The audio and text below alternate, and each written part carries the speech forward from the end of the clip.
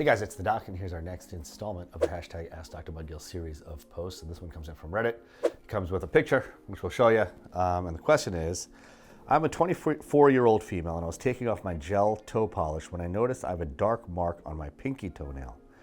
It almost resembles a bruise, but I don't remember hitting it. I am, of course, worried about melanoma. Has anyone seen anything like this before? If not melanoma, what else could it be? Thank you in advance. Well, that is a really, really good question. So before I start, as I always say, your best bet, and what you really should do, is get in to see a board-certified dermatologist who can evaluate your toenail and let you know what their thoughts are by examining you in person. If you're in the New York City area, you're more than welcome to come see the doc. I'll be happy to take a look at you and let you know what I think. But definitely do that.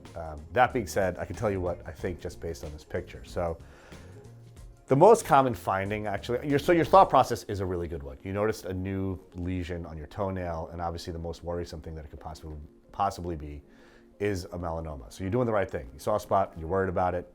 The next step, like I said, should be to get in to see someone in person who can evaluate you. But having a bruise in your toenail is like really by far like the number one thing on the list of possibilities of what this could be.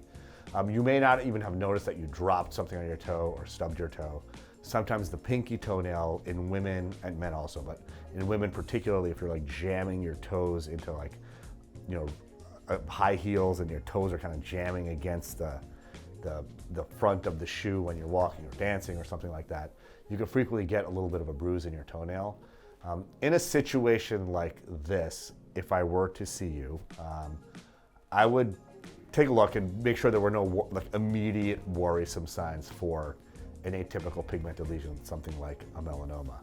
If I didn't suspect that it was a melanoma and I was really clinically believing that the most likely possibility was having hemorrhage into the nail, which can look like a melanoma, to be honest with you, I would take a picture of it.